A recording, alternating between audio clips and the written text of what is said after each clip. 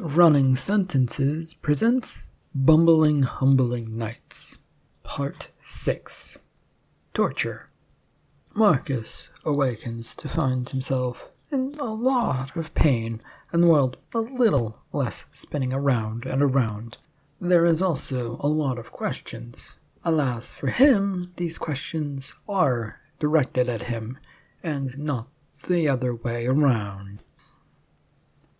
This is a work of fiction. Any names, characters, businesses, events, incidences, and situations within this story is a product of the author's imagination. Any resemblance to real people, real businesses, real events, real incidences, or any stories is purely coincidental. Copyright 2021, Michael Honore. All rights reserved. The dead quiet kept nagging at Marcus, who groaned and felt like everything was about to come crashing down onto or about his head. His mind was not willing to put two and two together or a single thought, as things were still hazy for him. Even as he opened one of his eyes to see a mostly dark, maybe prison cell with a single torch planted on the ground in front of the cell, in front of a steel girdered wall that was probably a prison cell, it felt all very far away. He lay on his side a minute more, trying to pull it all together in his mind before he got up. Even then, it didn't feel very good, and he was only able to concentrate on the area around this torch, and this was broken up by a pair of legs, which moved towards an area which opened in this steel-girdered wall that was probably a prison cell, and pulled him out of this cell. This set of legs, which he was sure belonged to a person, but he couldn't really tell if there was anyone beyond the legs as he was hunched over and being dragged around and brought into a hallway that guided him down it. Marcus was heavily trying to keep up with what was going on and could hear the faintest noise in his ears, but it all washed away. To the torture chamber with you. Sir Fixings demands that we get all of the answers out of you and then turn you over to him. He wished he could hear, so that he knew what was being said, or maybe something was being said, but he wasn't sure, and he could only numbly move along, being pulled. This pair of legs brought into a set of tent flaps, and then pushed them aside as they headed through this doorway. A cool air in the early morning hit him, and it chilled him. This, he figured, was the outside, since he couldn't really look other than downwards right now. But he felt it was very clearly that something was going on, because it was brighter than it was in the tent, and, well, there seemed to be much more, and he could kind of glance towards a horizon and off in the distance, which was lighting up. The light allowed him to look around a bit more to see he was not near the big tent anymore, but rather a smaller offshoot, what was kind of near this big tent. He didn't have much time to take in this, though, as he found that the person who was dragging him along was moving him once more, and was just yanking him to get him to move, all so that they could head towards another tent. The place he'd been pulled into had a dark interior. It bordered on silly with attempts to intimidate one with its bleakness. Marcus could make out the side of a pit in the ground with a cover on it, and then just behind that was a table with many dials and doodads that looked like they might stretch a person out if said person was laid onto it. The only other thing missing was a vat of oil or tar to make this a full-on nightmare, but that only lasted a second, as he could make out another person, who then lit a fire in a ghastly-looking fire pit, and it revealed the further interior of this tent. This man who'd lit the fire was dressed in all black and turned to them. "Is this the one?" "Ah, yes, sir. He caused the trouble, and Sir Fixings wished that you get some answers from him." "Well, that is my job, so this shall be fun. Anything specific requested to be done or not done to our subject?" "Not that I know of, sir." I don't like that one bit. Gets one in trouble if you do something and then it turns out that that wasn't what they wanted at all. Hurry off and see if Sir Fixin wants and does not want. The guard obediently retreated, leaving Marcus standing, swaying in a non-existent breeze. As for you, sir, please get comfy on my comfy table. This man had gone over towards the rack table and tapped it with his hand in a friendly hop-aboard fashion. Marcus could only sway about, as he managed to hear some of what had been previously said, but it was only small bits, and he wasn't sure that he had actually heard anything, since it all seemed very whispery. And worse, this table did not look the least bit inviting to sit on or lay on, so he kept where he was, content to just be, and also he didn't think he could make his body move at this moment. The man, however, came over to stand in front of him and slapped Marcus's arms on either side. Name's Cook, by the way. Torture is the name of the game, so don't give it all up too easily. Wouldn't be too fun if you did that. Marcus felt himself being pulled by this torturer towards the table. He clearly heard all that was said this time, but he couldn't really do anything. His body felt numb, and while it responded to movement when people pulled and pushed him, his own orders were just something that did not happen. Marcus found himself pulled over to and sat down on this table like he was a doll. Yes, that looks good, and since you've been poisoned, I suspect you won't have much to say, either. Well, you were given a little bit of an antidote, which should loosen up those muscles. Then you'll get to scream like a good patient. Just you wait. The man moved away, leaving Marcus sitting at this table, and then bent over a hole in the ground. He picked up the wooden grate over this hole, and the uncovered looked to be water, which was very dark looking. Marcus could only see a little bit out of the corner of his eye, as he couldn't really move to look. This man, Cook, moved off towards the fire, warming his hands and then setting up a holder for a pot that would sit near the fire. This Marcus could see, and as he was seated right across from it, Cook had lifted what looked to be a pot of black substance from nearby and turned towards him. A bit of tar in this pot. It stays good and hot for a little while anyway. Once it's warmed, I'll get another kettle going, this one with oil. It will be a scalding good time, and well, for me, that is. You, I suspect, will hate every second of it. The man settled in by the fire, merrily watching it and his pots to see what changes were going to occur. Marcus was, on the other hand, desperately trying to make his body do anything at all. But whatever was going on inside of him seemed to not translate to any movement. He was firmly planted in the spot, with no movement, but this man Cook had turned his attention to watch him. You should be able to talk right about now, right? Anything to say? Marcus tried to move his mouth. It felt numb and unused, like it had been stuck shut for ages and dried out, which was different. He shouldn't be able to feel dryness, right? His mind whirled at this small victory, which came crumbling down a second later. If he could feel, then there would be pain from this torture. That was not a good thing. Marcus tried to stay still as possible. Trying to play the game already, are we? Very good indeed, sir. Cook got up from the fire, stretching out a bit, and then disappearing off to the side for a few seconds, only to return with a cup. He came over to Marcus with a smile, holding it up for him. Just a minor little experiment, you see. This stuff will help you along either way. It's just water. No worries whatsoever. You have no worries. This began to worry Marcus, as the man had said it was a little experiment, and, well, little experiments did not consist of just water.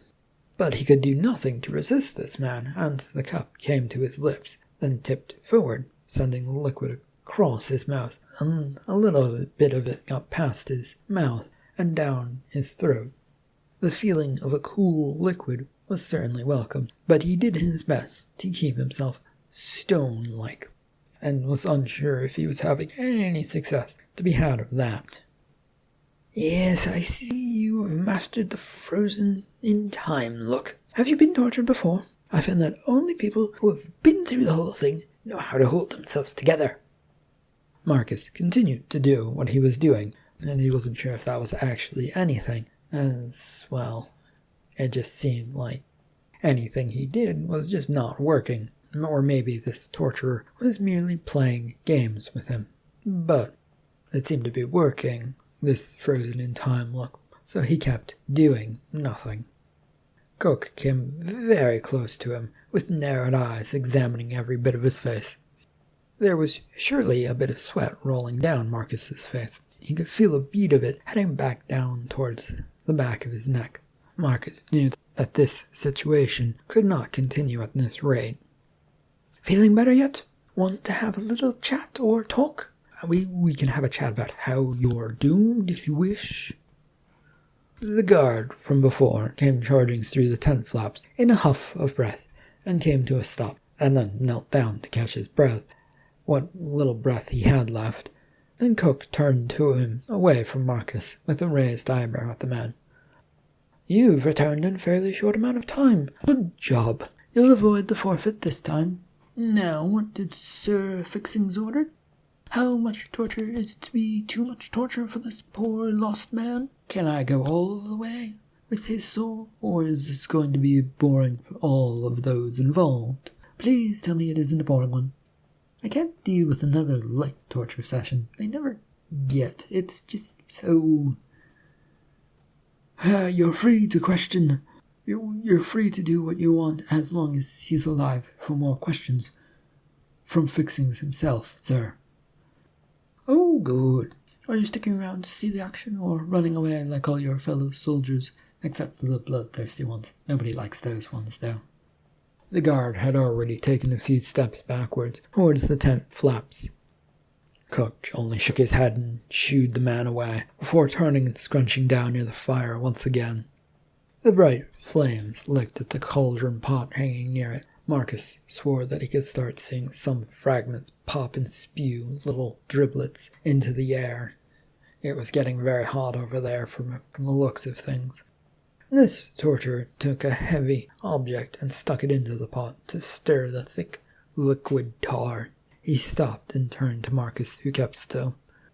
"Do you know what the best part about torture is?" The man withdrew the spoon from the pot and came carefully over, holding it out in front of him, a few drips and drabs of the stuff slipping off as he approached. "The best bit is the anticipation. The moment just before it all begins. The victim is stuck waiting for the pain, the torturer waiting for that first scream. It's all so magnificent. Nothing beats it, and frankly, it's all downhill from there. Like sex, it's good, and then it's not, and then you're in post-coitus. Now, Mr. Marcus of the Bumbling Knights, our first question."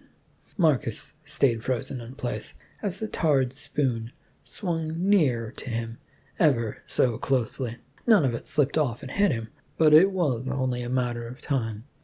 "What has brought you here?" He could only think long and hard about this, and tried to move, but his body was still not listening to his orders. Cook, on the other hand, frowned at him when he didn't respond, and then smiled as he lowered the spoon towards one of Marcus's knees. Cook wiggled his eyebrows in anticipation as Marcus tried to brace himself, unsure of what was going to happen, but was trying to ready himself for the worst of hot tar touching down on his left knee.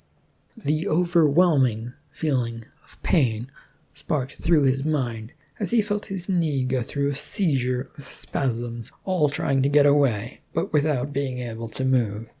A second later, though, it was gone, but the sweat around his face and cold dampness that had overtaken Marcus made him lightheaded.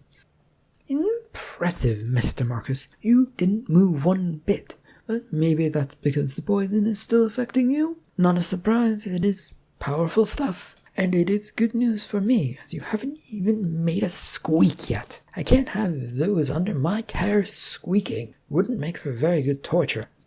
The tarred spoon was moved away from his knees and legs as Cook, his torturer, turned and headed back towards the fire.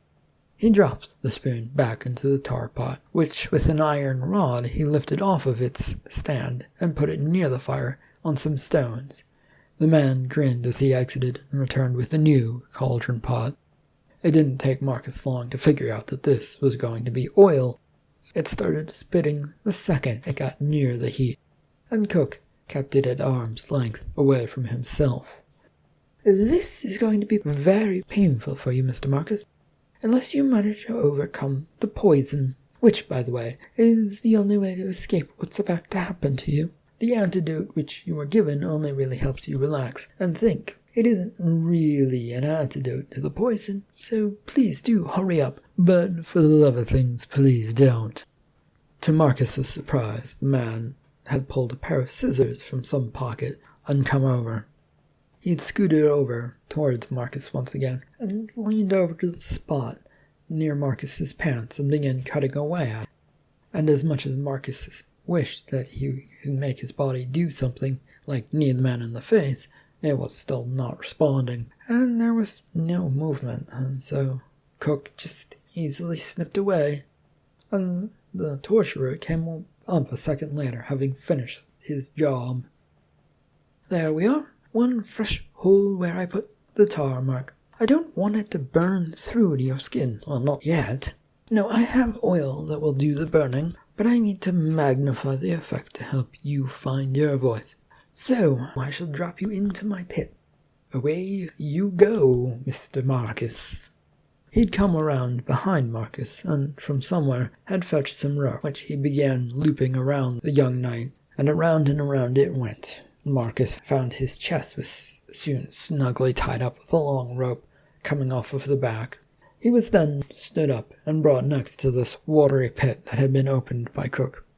"I think we shall start with a few quick dunks into the water, and then we'll try the frying process. Maybe we will start with a finger or two. That should loosen you up nice, and get your thoughts moving to solve the conundrum of the poison that plagues you." With that, he felt himself being pushed towards this hole. The water was cold, black, and deathly quiet. His hands brushed the sides of the space of their own accord, and he could feel the sides of this hole, but not much else, aside from the coldness that was enveloping around him. The only thing he wished was that his mouth had a bit more control, as it let all of his air slip furiously out and water furiously in. A very stupendous radius in. Thankfully, he felt himself jerked upwards towards safety and, well, doom. The moment above the water was brief, as the water spilled from his mouth and nose. A few seconds later, he felt himself sink slowly back down towards the water, and this came as he felt like he was finally able to breathe. The plunge back down into this was slow. It didn't have the energy of the original drop, but it was claustrophobic. Everything felt closed in, with little wiggle room, his hands once again touching the sides of this hole, but not listening to his commands to move. His only saving grace this time was that his mouth stayed shut, as he held his breath. A small tingle of hope, but he also began to greatly fear that he was feeling more and more, and able to control himself a little more. The yank up was much harder this time, and he was greeted by the sight of Cook, happily grinning and holding on to a rope that was around Marcus. "Oh, look at you! I don't see water spilling from your mouth. Naughty, naughty! Now can you talk yet?" Marcus clenched his jaw to see if it was working, and felt it tighten. He didn't trust himself to make any noises, though, and kept quiet, even if this was going to lead to pain. The man who was torturing him already led him towards the nearby fire pit, with the pot spitting its oil everywhere, and Marcus found his hand being pulled slowly towards bubbling oil, with his fingers being separated and then closed into a fist, except for his pinky finger, which the very edge of was dipped into this hot mess of oil. Ah! Pain ripped through his arm, and with all of his strength, Marcus yanked his arm backwards and away, hitting Cook in the stomach and causing the man to release his hold on him. Marcus was not fully back in control of his body. His legs were staggering backwards as he flapped his hand that had touched the oil to try and soothe this pain. He found himself stumbling all over the place. Things were jerking about and he was not paying attention as he took a step too far and slipped as he found himself going backwards. He plunged down into a watery pit that gave him a second to think and relieve the pain in his pinky finger and just feel like his whole body was not very happy with him. He didn't have long down here to think, though, and found that his arms were working, and so were his legs. And with what muscle strength he could find, which wasn't much as every part of his body was screaming out with each move, he pushed upwards to try and get out of this pit of water. Gasping for air, he broke to the surface and did his best to crawl out, a task which was slow and painful, the throbbing pain in his pinky finger instantly coming back the second it came out of the water. He'd managed to get out and onto his feet and was looking about for Cook, when he spotted the man coming charging back into the tent, holding out a blade that looked familiar. "Back, you evil villain who intends to curse knighthood and livelihood." Instinctively, Marcus took a step backward as his torturer brought the blade up as if to swing it at him. But the man wasn't close enough, so unless he was going to throw it at him... Cook, however, just brought it back until it was pointing at him, and when a flash of light emanated from the tip, he instantly knew that it was the one that he'd been handed to by the old witch in the town. He didn't have long to contemplate the whole matter, though, as the flash of light hit him, sending him backwards and through the back of the tent wall. The flash of sunlight blazing away in the sky blinded Marcus as he tumbled out of the tent.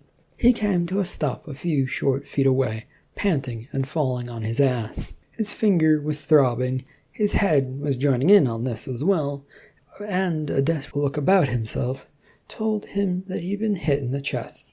The ropes that had been looped around and tied there were burnt and now falling off. That was one piece of luck.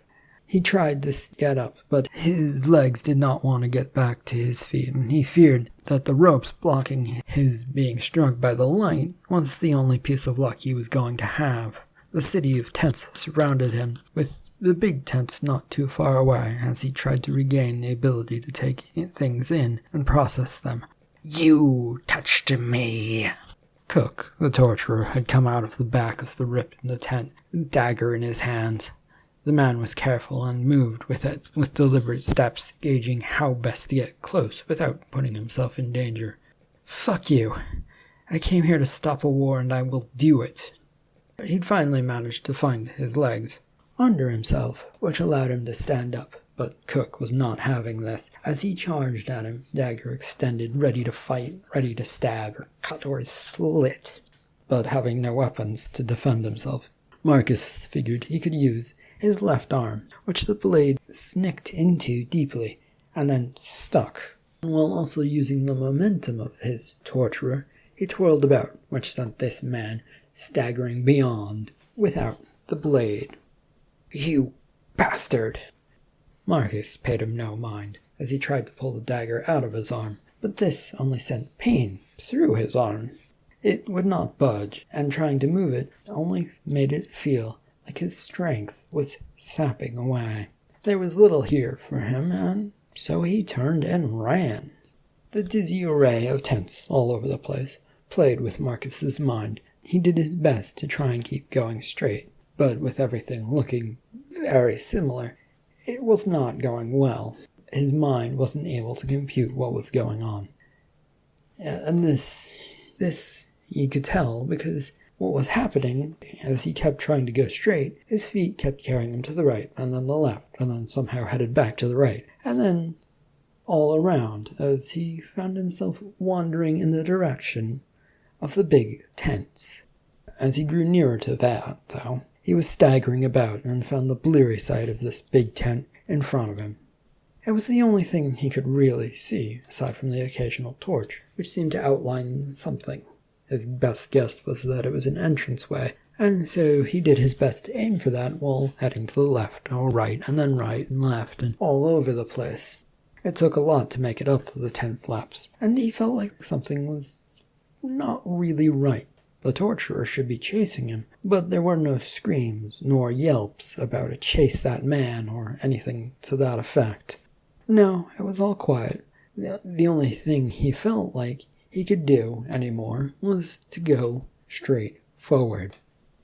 Stumbling about inside this tent, Marcus found himself in a throne-like room. It was empty at first glance, but there was a grand chair in the center of this room, and he walked about the place, looking for anything that might help him get the blade out of his arm.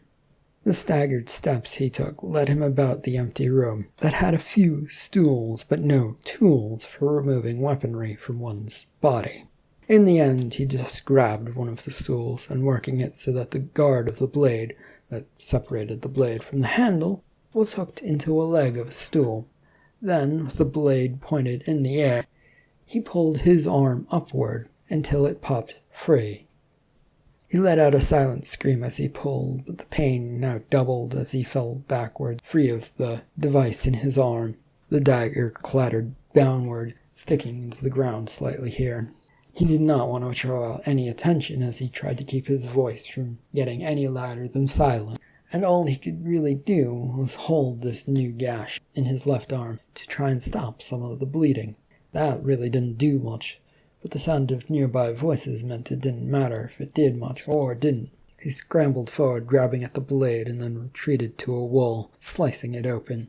His mind had woken up a bit from the sludge of poison and pain as he stepped outside this room. He felt he could think again, despite the constant, sharp rap of pain that seemed to be emanating from every part of it. He looked about the brightening sky, and could clearly see the soldiers and witches still fighting near the town entrance. The soldiers must have been pushed back from their invasion. He could not see any general or leader, as the fighting was too far away, and some smoke covered the entire field of battle. "There you are, villain! I shall torture you and kill you, and say it was an accident to serve fixings." Marcus spun towards the open cut in the tent that he'd left, to see that his torturer was charging out, with a new sword in hand. He felt himself turning completely, with the dagger in his strong arm holding it out, but it slipped from his grip, as his hand was bloody and everything was just... He didn't really feel like he had the strength to hold anything. The weapon, however, extended only an inch from him, before emitting a powerful, blinding light towards Cook. Then it stopped, and the man was no longer there once the light had faded, plus the blade was now back in his hand. A puff of smoke snaked into the air from where his torturer had been, and a faint stench of something awful came towards Marcus. He decided that he'd probably alerted the entire camp that something was up and wrong, because there were never usually flashes of light that would come from such a place. So he ran. Keeping his head low and trying to stay away from the sound of any voices, Marcus picked his way through the rows and rows of tents again. He avoided anyone, though maybe it was because everyone was off fighting and few people got left behind that saved him. He was grateful, though, having made it all the way to the edge of camp. Nothing more bad had happened to him. Now, however, in front of him lay a battlefield, and sneaking around it didn't seem a likely thing, as the Black Knights had mostly circled the entirety of the city.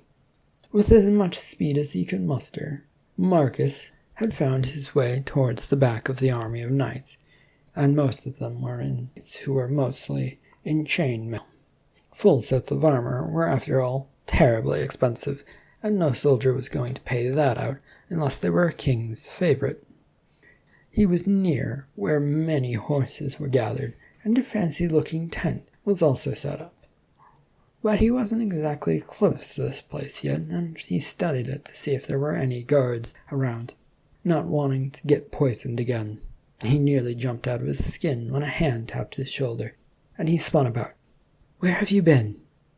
"Cassia?" "Yes, it's me. Why?" "I've had a long night, trying to capture whoever was in charge here. It's been roundabout, and I may have been captured myself, but not the point." She looked him over doubtfully, and he also glanced down. His clothes were splotched with blood and were torn in many spots, and there was also missing a piece of his pants still. He figured he looked rather odd, and like he'd seen a lot more than he was letting on to. I hope that's not your blood. Yeah, we will go with the fact that it isn't mine. Shall we go invade a camp? He'd gotten up from his crunched-over position and ran towards the closest guard, who seemed to be the only one hanging around back here. This guard, who seemed to be asleep at his job, was bum-rushed by Marcus, who smacked him in the face with the pommel of his dagger blade, and then scampered past him, heading for the tent. The rush of emotions and adrenaline pumping through Marcus as he made his way right for the tent, ignoring that there was not an entrance there, and stuck his blade into it. With a mighty yank, he pulled downward, slicing it open, and then dove through. Upon getting into this tent, he popped up, and then started to run, fully expecting to run into more troops, or a blade, which would then manage to run him through. What he found was an office, and with two rather surprised-looking gentlemen in fancy uniforms, and only one of them had a sword.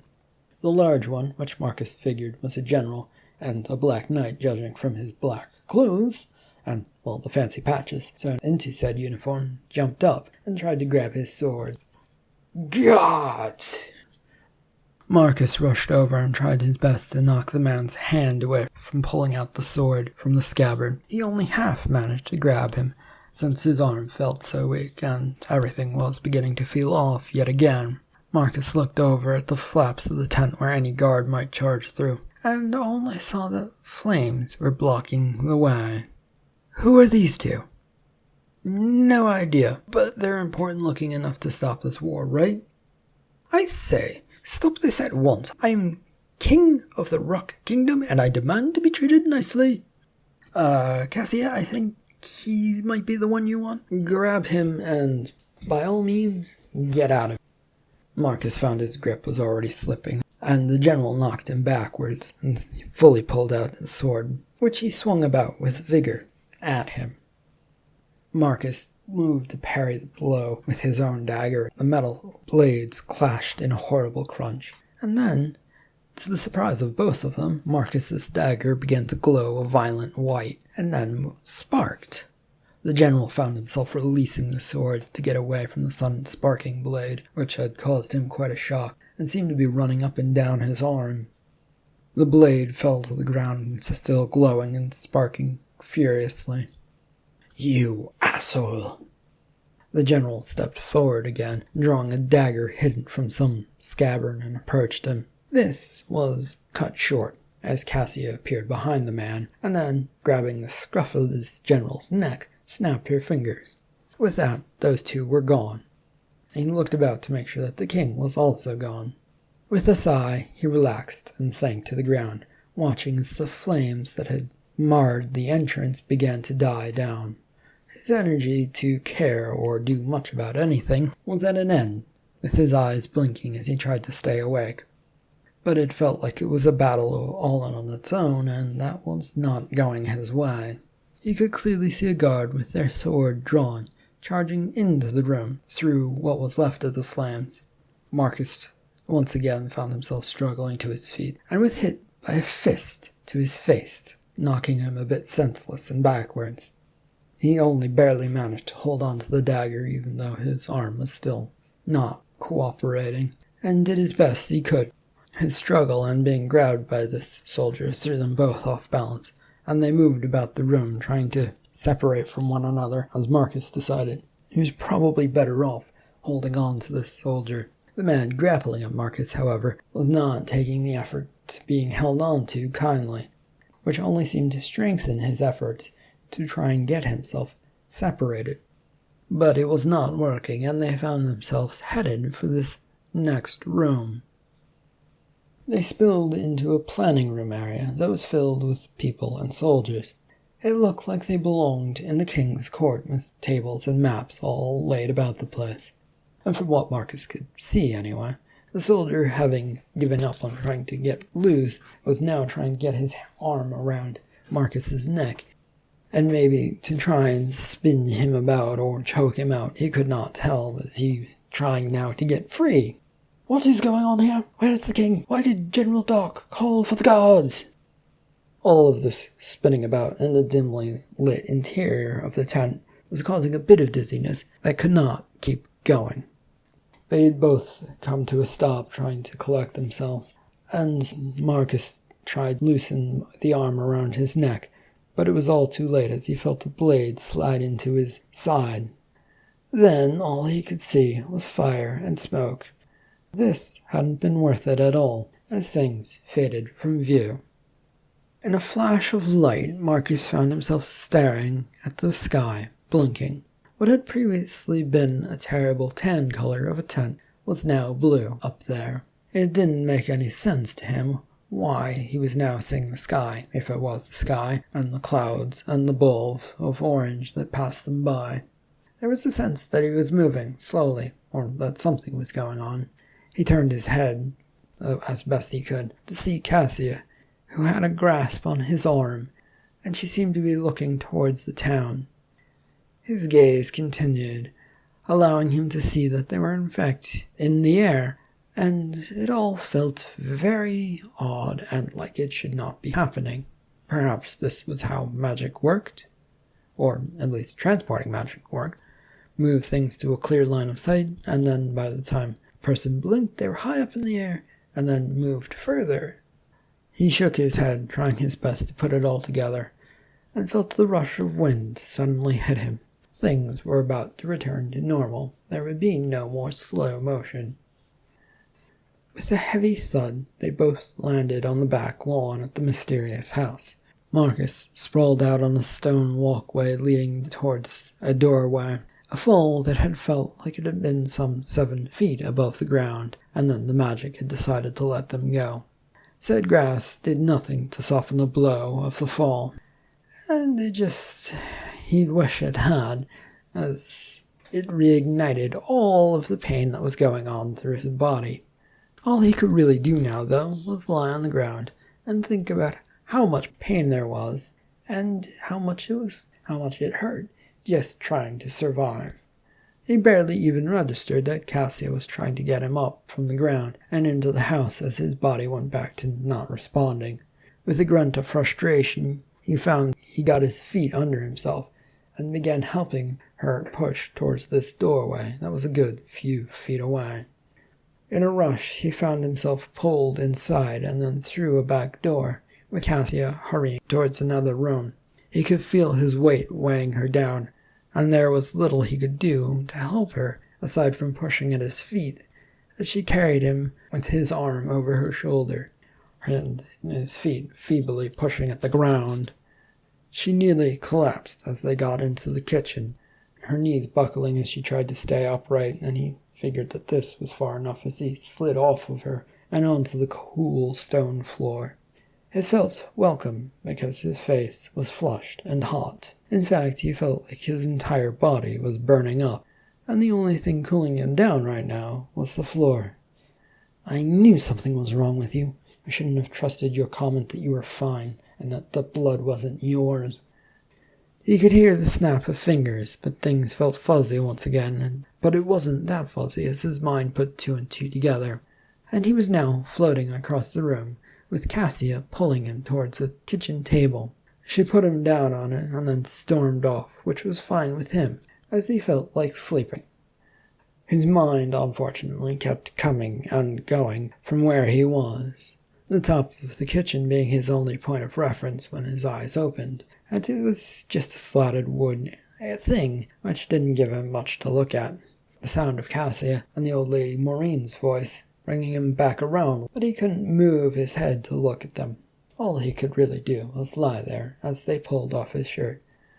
What the...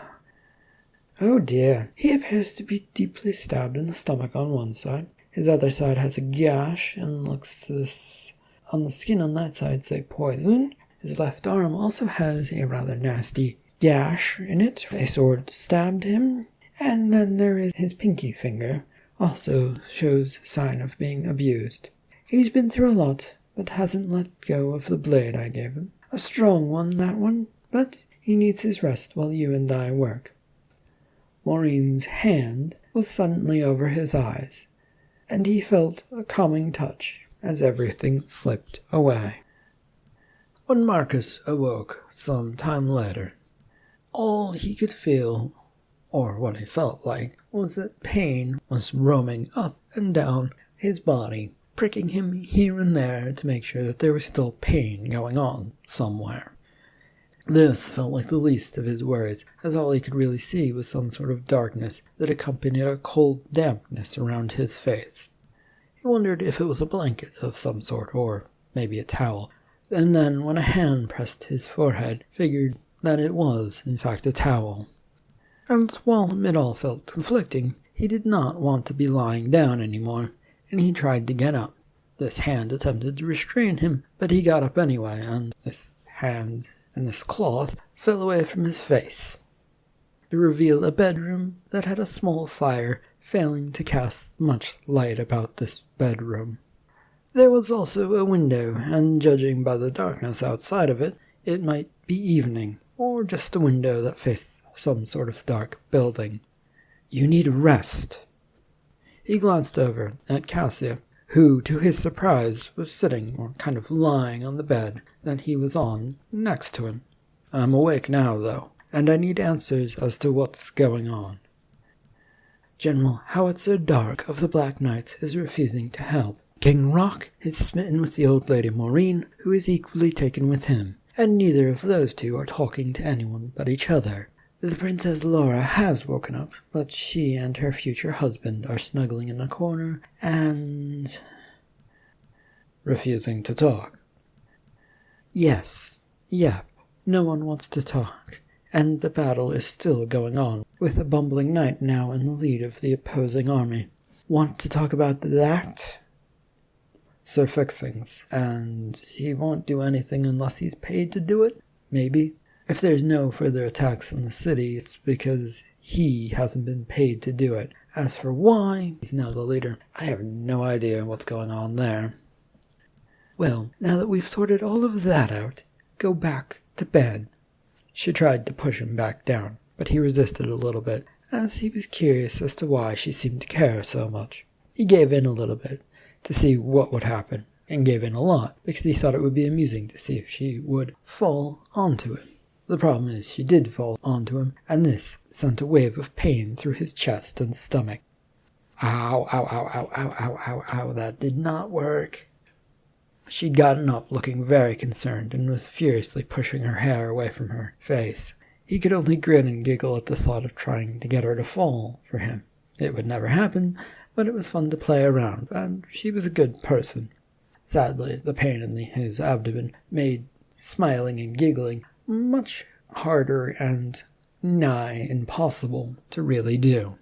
Sorry, just a bit of fun." She rose from the bed in a huff, not understanding one bit as she headed for the door.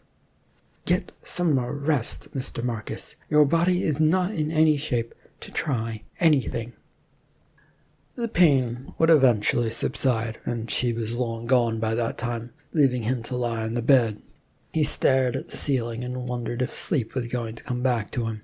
It refused to, and he was left there, lying on the bed, waiting for anything to happen whatsoever. Time slipped by, and on the verge of boredom, he finally rolled off of the bed and headed for the door. Surely there was something going on, and he could help in some manner. He came out of his room very carefully, in just his nightshirt. He spent a little time looking around the bedroom for any other clothes, but having found them, he gave up and decided to just go around like this, because there was an adventure to be had. And so, as quietly as he could, he moved down this hallway he found himself in, trying to find and make sure that he went unnoticed. The last thing he wanted was a pissed-off witch yelling at him again. Nothing like that happened to him, but as he reached the end of this hallway towards a doorway, and reached for it, wondering if this room was like the others in the house, and that they went all over the place. When he stepped into this next room, he found it a rather strange place to step into. It was like the room that Maureen had taken them to bring them upwards to the roof of the house. This one, however, had a rather odd button scheme on a panel next to the door. There were numbers on these buttons, and right now the number 7 was illuminated of 21 of these so-called buttons. He pressed 13 to see what would happen. The room jerked to life, which felt like it moved as his feet struggled to stay in place. Then, with a whir, came to a stop again. Nothing had really changed, aside from that the button that was now 13 was illuminated instead of 7. He still wasn't sure about this whole house, but with a shrug, he stepped forward and opened this door. The hallway he came into was forked with 2 doors at the end of each. And these rooms were not far away from one another. The sight was a rather disorienting one, in that this hallway had hard wooden floors, panels, and ceiling. There was a small chandelier hanging halfway between the door he would come out of and this fork, and it all looked very similar. He wondered briefly if this wasn't his mind telling him that he'd made the wrong choice, and that he should go back into his room to sleep. But, it was adventure, and adventure was fun. He was also wondering if he'd made the wrong choice back in the room to push Cassia a little bit too far, and that he'd gotten the wrong idea with her. He did like her, and she seemed to like him, but, he did have a past, and that past was not going to sit well with witches. Marcus found himself unconsciously heading for the door on his left to see what was there, his hand reaching for the door handle at the end of this fork, and pausing only for a second. Why had he been thinking about Cassia? Since he decided he didn't really want to know that answer, he pushed the door open. Upon stepping into this bedroom, it seemed to have a little light to its interior other than the fire that was casting its shadows all over the place. He caught a glimpse of a shadow by this fireplace that held its ground near the fire. Marcus noticed that this was a womanly figure, and the last thing he wanted were more yelps and screams shouting at him. He waited a few more seconds to pass to make sure that he did not surprise this person before taking a step further inside. Excuse me. The figure, who had been sitting by the fire, staring at it intently, mesmerized by it, jumped and then turned. "Who's there?" "Ah, Princess Laura, it is me, Marcus, from the Bumbling Knights." "You?" Yes, me. And don't start on blaming me for all of this mess. You ran away from home with a stranger, and then told some witches about all of this. About the story of your beloved one, did you not?" "I would never tell anyone." She stood up and stomped her foot, trying to prove her point. He figured he could see a kind of pout coming from the bottom of her lip. It was a princess, so she was probably always pouting in some form. "Well then, perhaps it is time you said something, helped clear up this entire mess."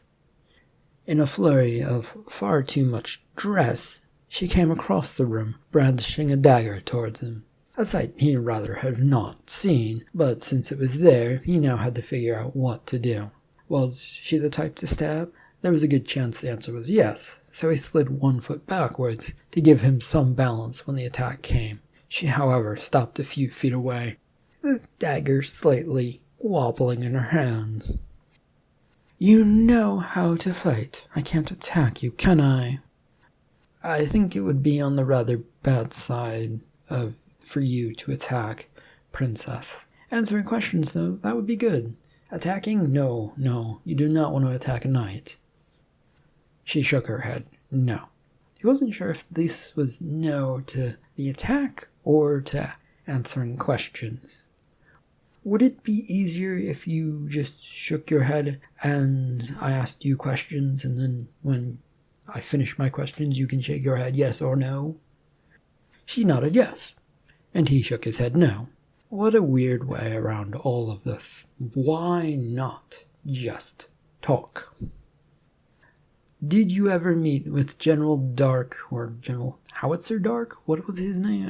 Whatever his name was, of the Black Knights, and talk to him of your plans to run away with your fiancé, Eugene Christopher?" A firm no was shook at him. "Was there communication with a witch by the name of Louisa?" The princess considered this, and then shrugged, which wasn't an answer he wanted. Simple was better, and They had agreed to no or yes via headshakes, not shrugs. "Did you tell any witches before all of this happened?" He saw her nod emphatically yes. So the Black Knights were brought in by the witches potentially, he figured, which left the force of Louisa's witches or some other witches that were not caught, or he didn't have evidence on yet. He didn't know where to go next with the questions. Do you know where my future husband is staying?" This time it was up to him to shake his head, and he shook it no. She looked disappointed at this, and slunk her way back towards the fire to sit down next to it. It appeared that she did not want to talk anymore, so he backed out of this room. Once back out in the hallway, it didn't take him long to figure out what his next step was going to be. The door on the other side of the fork in this hallway was calling to him. One might argue that it was even glowing and beckoning to him, sending out some sort of magical pulse that drew him towards it. "All right already, I'm going there. No need to send crazy signals." The door instantly stopped glowing, and he went up to it curious about what was behind door number 2. This room he came into was not just a bedroom, but it also had a desk and filing cabinets, as if someone had smushed 2 rooms together and was happy with the end result. A number of candles dominated the desk, behind which the King of Rock sat up. He looked up when the door opened and stared at him. "Oh, it's my kidnapper. How dreadful. Wait, that's dreadful. Though I can't complain too much, as you did reunite me with my first love. Oh, love." Glad to hear it, King, sir. Listen, I'm trying to figure out why all of this war or battle is happening. So far, I've gotten a city and a group of witches who have an agreement of peace should a princess and a prince come about. And apparently the Black Knights and some witches don't want said peace. Can you bring any light to this matter, King? Well, I don't really know about that, now do I?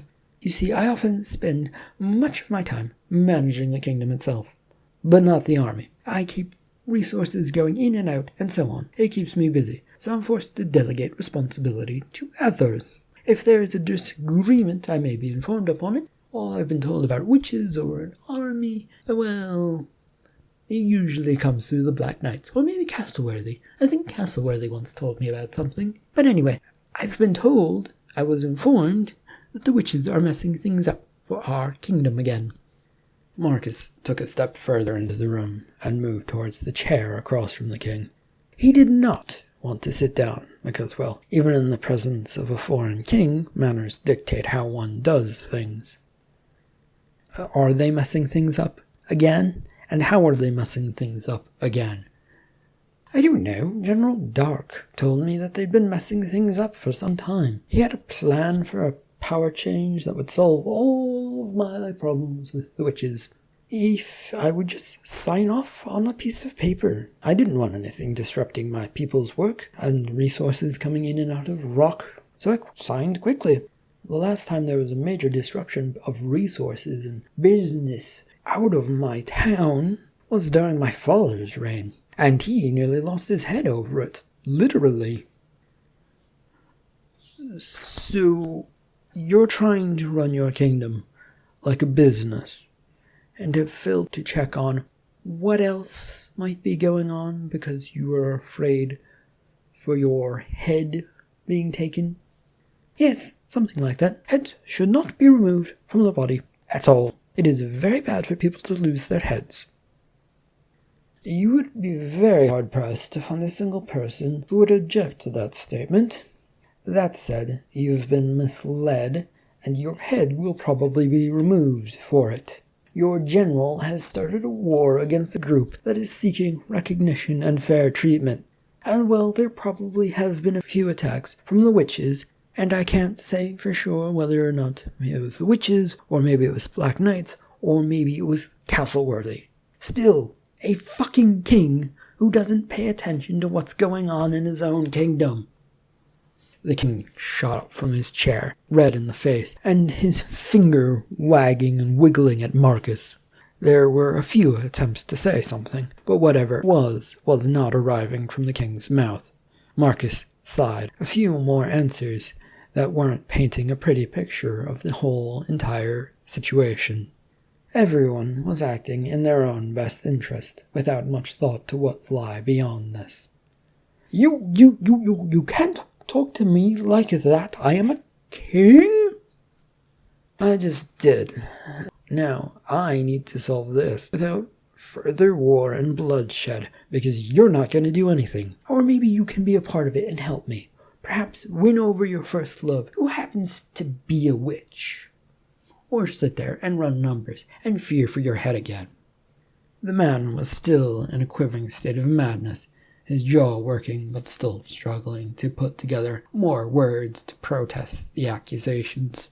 He'd obviously been told no very few times in his life. Never mind, I think I already know your choice, king. He turned to head back to the door, which opened with Maureen coming through. She stopped in the doorway with a raised eyebrow. You're up already and about? Yes, I'm trying to end this war since no one is talking, but it is very frustrating. Your lover over there won't order his generals to stand down. He began to push past, but was stopped as she put up her hand, and he found he could move no further.